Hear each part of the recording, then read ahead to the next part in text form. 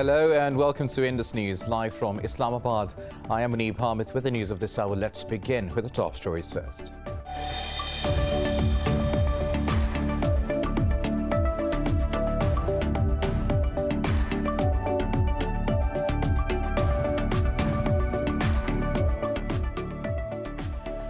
Israeli fighter jets have launched air raids on the Gaza Strip, violating the ceasefire yet again. The Israeli Defense Forces allege the attacks were in response to incendiary balloons launched from the enclave. Meanwhile, a Hamas spokesperson says the bombing is a demonstrative show by the new Israeli government. Somalia's army says it has killed 30 alshabab militants in the Jalable area of the Shabelle region. In a tweet, the army said at least 24 other militants were injured during the operation. It said the troops also foiled an attack by the militants on an army base.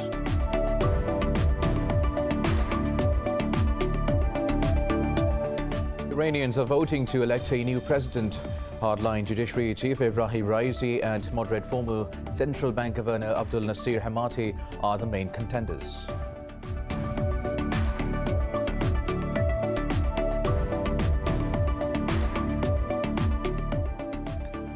Spain's Prime Minister Pedro Sánchez says a blanket obligation to wear face masks outdoors will be lifted from the 26th of June. Britain's Prime Minister Boris Johnson says coronavirus restrictions will be eased from the 19th of July. Meanwhile, a top public health official in Germany says the Delta variant, first identified in India, will become dominant in the country by autumn. Globally, there are more than 3.8 million deaths and over 177 million infections. And Brazil have comfortably defeated Peru in the Copa America clash in Rio de Janeiro. The reigning champions have shot to the top of the table as Colombia drew with Venezuela earlier in the day.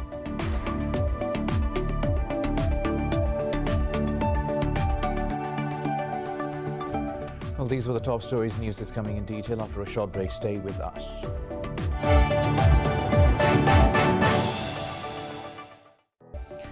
Welcome back. Now let's have the news in detail. Israeli fighter jets have launched air raids on the Gaza Strip, violating the ceasefire yet again. The occupation forces claim that the attacks were in response to incendiary balloons launched from the enclave.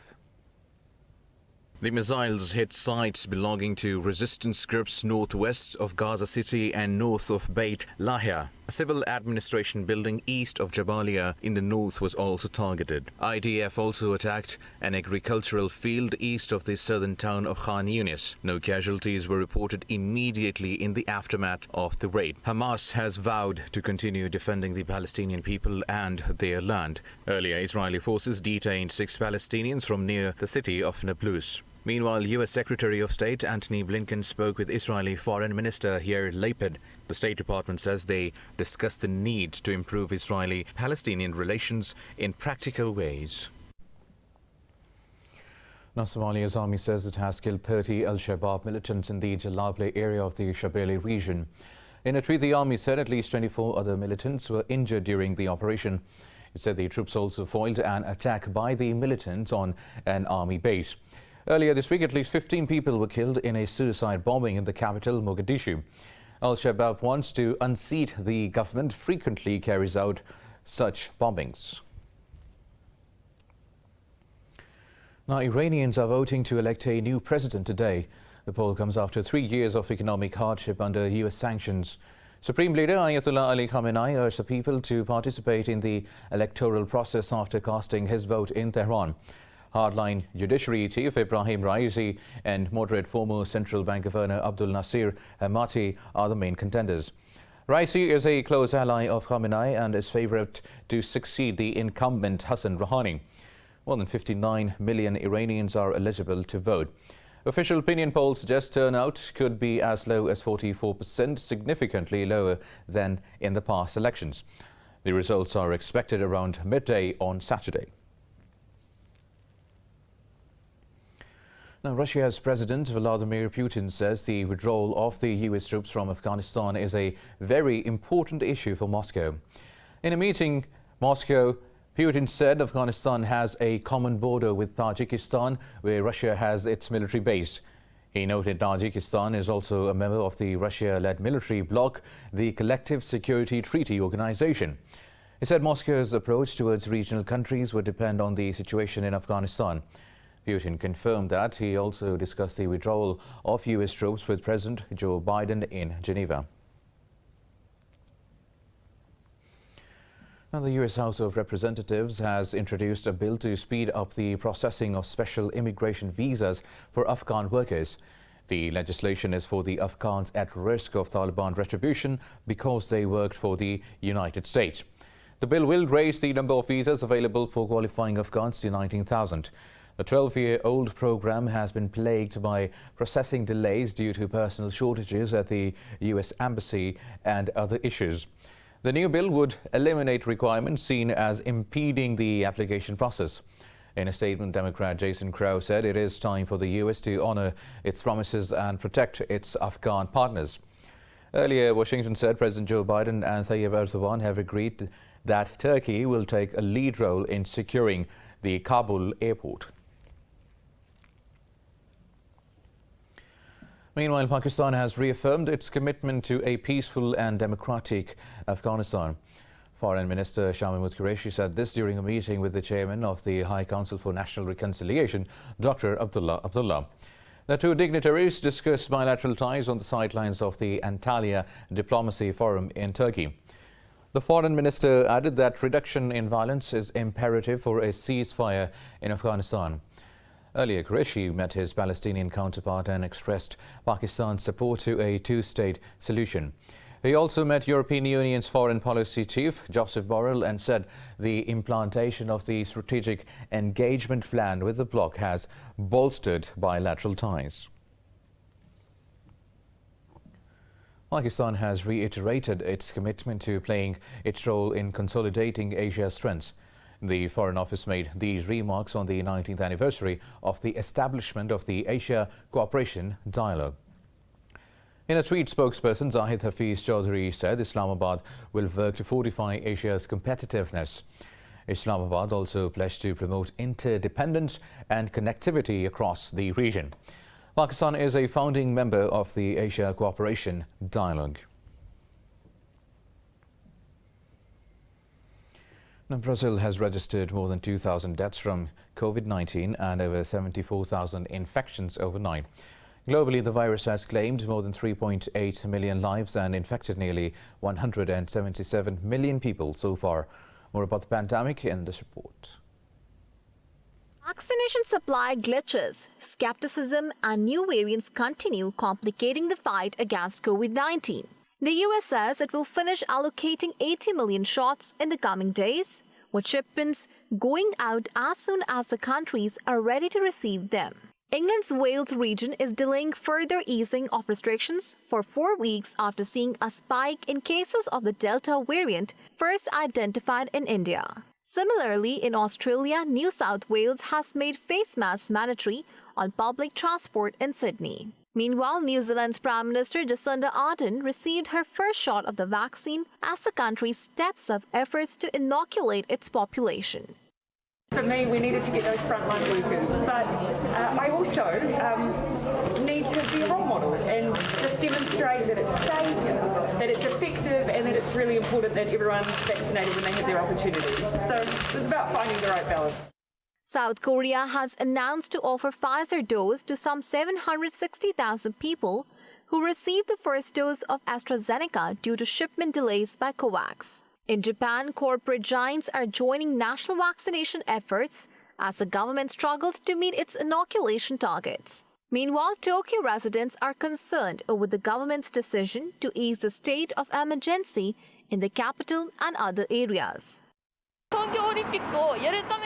It is so obvious that they are lifting the state of emergency only to hold the Tokyo Olympics. They cannot even hide that, and it makes me very frustrated. We worked so hard to bring down the COVID-19 cases, but what's the point if we invite people to come from overseas? In India, nearly 1,600 people lost their lives to the virus and over 62,000 tested positive in the past 24 hours. Meanwhile, Nepal has significantly reduced infections after its worst outbreak, but is in desperate need of vaccines. Meanwhile, in Pakistan, 39 more people have died of COVID-19, while just over 1,000 tested positive in the past 24 hours. The Health Ministry says the country's positivity rate has declined to 1.9%. The ministry said the death toll is approaching 22,000. It said out of over 946,000 cases, more than 888,000 people have recovered. There are nearly 36,000 active cases. Over 2,400 of them are in critical condition. The ministry said the country has administered almost 12.5 million vaccine doses so far. In France, a recent study indicates that the COVID-19 death rate among Muslim citizens is much higher than the rest. While official data is silent on the impact of the pandemic on Muslims, one place it becomes apparent is in France's cemeteries.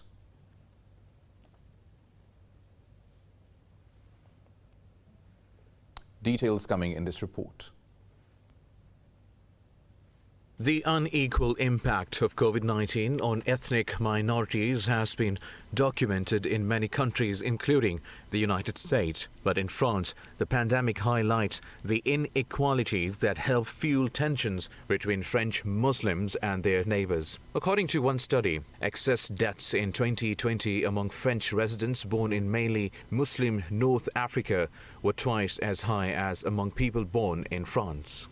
The Muslim community has been affected greatly during this period. Only last month, we have had more than 200 deaths with our non-profit association, Tahara. We took care of more than 200 deceased. It's double, even triple compared to last year. Community leaders and researchers say the reason is Muslims tend to have a lower than average socio-economic status. They are more likely to do jobs such as bus drivers or cashiers that bring them into closer contact with the public. It's not because they are Muslims. It's because they belong to the least privileged social classes. Their social class put them on the front line of this pandemic. Many of our citizens could work from home, but a garbage collector or a cleaner or a cashier, they cannot work from home. French law forbids the gathering of data based on ethnic or religious affiliations. According to figures writers compiled from all 14 cemeteries in Val-de-Marne in 2020, that were 1,411 Muslim burials. In 2020, there were 1,411 Muslim burials, up from 626 the previous year before the pandemic. That represents a 125% increase compared to a 34% for burials of all others in that region. Now, North Korea said it needs to prepare for both dialogue and confrontation with the US, particularly the latter. Speaking at a meeting of senior leaders in Pyongyang, leader Kim Jong-un called for a sharp and prompt response to any developments. State media says Kim presented an analysis of the Biden administration's North Korea policy at the plenary. He pledged to protect Korea's dignity and interests, guaranteeing a peaceful environment. The North Korean leader also laid out a strategic and tactical plan to deal with Washington. Earlier this year, Pyongyang accused the US of going back on its commitments and said it wouldn't engage in more talks.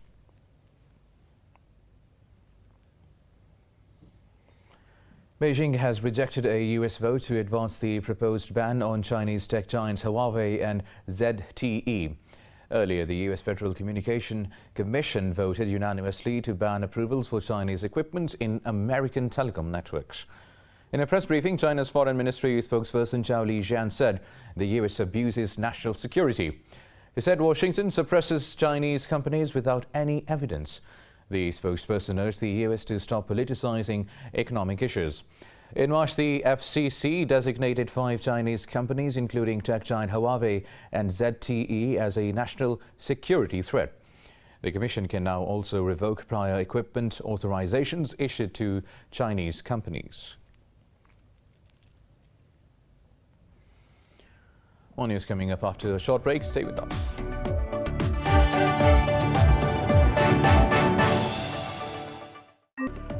Welcome back. Now, the UN General Assembly is set to vote on a non-binding resolution condemning the military regime in Myanmar.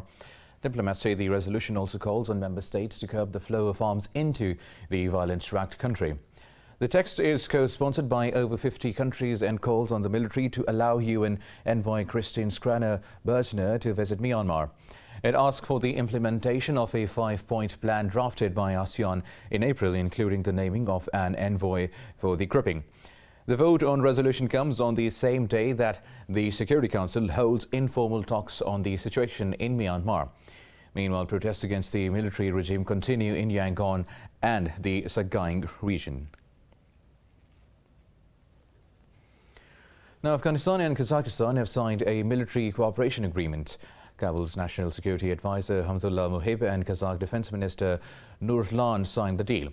The agreement involves collaboration in joint military exercises, including the renovation of equipment. Kabul and Nur Sultan also agreed on training, medical and intelligence cooperation. Now, many countries have promised to help Lebanon's army amid a political and economic crisis. The US, Russia, China, as well as European powers and some Gulf states pledged support in a virtual meeting organized by France. Lebanese Army Chief Joseph Aoun said the nation faces dire consequences if military salaries continue to tumble. Speaking at the meeting, he said all state institutions will collapse, including the Lebanese armed forces, without help. Diplomats say not much was offered during the meeting, although the majority of countries showed readiness to offer bilateral support in the future. Paris has so far failed to push Lebanon's politicians to form a new government that is vital to unlock foreign aid. Moving on now, 3 people have died and 5 others are missing after a migrant boat overturned off Lanzarote in the Canary Island. Emergency services said the vessel was carrying 49 people when it hit a rocky area just off the island's northern shores. They said 41 people have been rescued and taken back to safety. Officials said the migrants were sub-Saharan Africans in origin who had set off from the Moroccan town of Tantan. Rescue efforts have been hampered by rough sea conditions.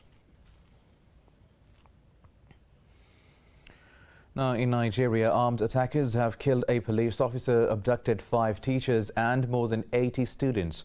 A teacher at the school said the kidnapped students mostly include girls. The attack took place at a federal government college in the remote town in the northwestern state of Kebbi.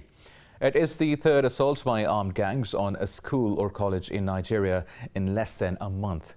A spokesman for the police said a student was also shot and is receiving medical treatment. Authorities said security forces are searching a nearby forest for the abducted students and teachers. More than 700 children and students have already been kidnapped by different gangs for ransom since December. Now, in Honduras, 5 inmates have been killed in a brawl at a high-security prison east of the capital, Tegucigalpa. Authorities say 39 inmates and guards were injured during the clash, which involved the use of live ammunition and grenade. Prosecutor Sara Gomez said 13 people are in critical condition. The brawl began when members of the Barrio 18 gang entered a section for members of the rival Mara Salvatrucha 13 gang. According to the prison authorities, the facility houses more than 1,500 inmates. Prisons in Honduras have been under military control since the end of 2019.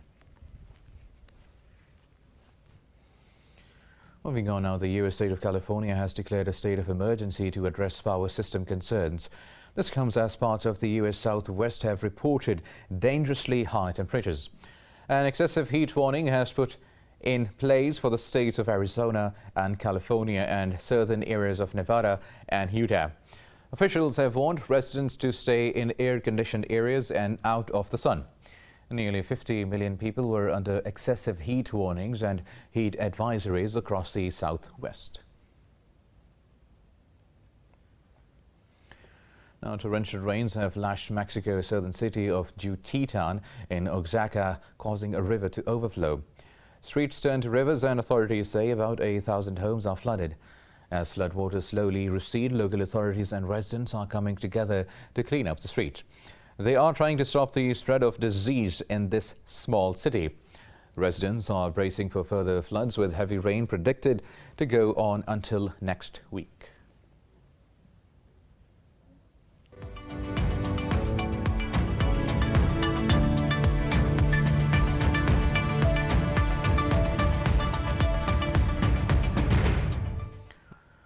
Now, most European stocks have edged lower as global markets monitor falling commodity prices. London's FTSE has lost the most, dipping close to 0.5%. Italy's FTSE MIP and Frankfurt's DAX have slipped marginally, while the pan-European stock 600 shed fractionally. But bucking the trend, the CAC 40 in Paris has edged up slightly. Earlier, most Asian stocks traded mixed.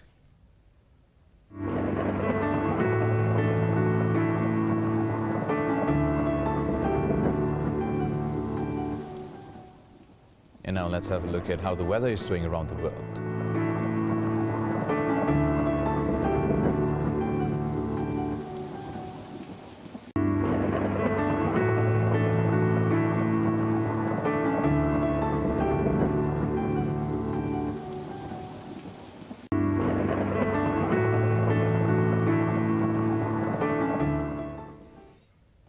And that is all for now. For the latest updates, you can follow us on social media at indus.news.